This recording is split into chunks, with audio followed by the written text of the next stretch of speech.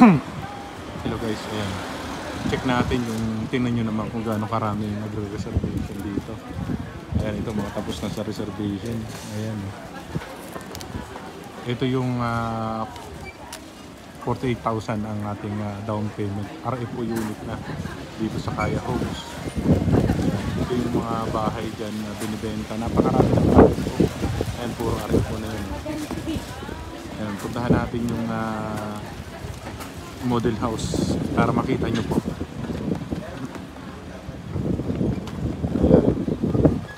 Ito yung ating townhouse.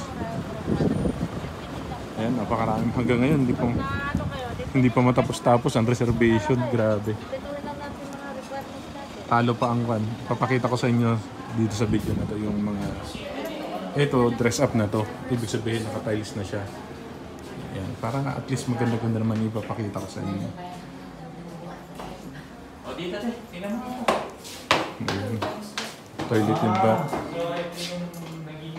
Division niya. Dito naman yung sa kitchen.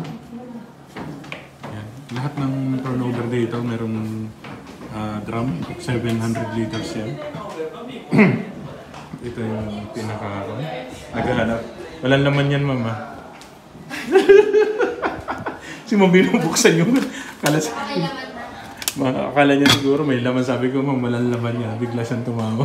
Tumawa siya, guys. Ay, maraming tumitingin sa taas. May yung pesa niya. Ito, nakon lang. Nalagyan lang ng tiles. Ayan. Ayan. Ang daming tao sa taas eh. Katingin na natin. Lalaki siya din ko. Lalaki siya. Iniisip ko kanina. Naka-open lang para maluwang kasi passenger na. Ito yung ventilation niya diretso. Yan lang, oo.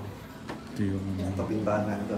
Dalawang bintana. ito yung one bedroom.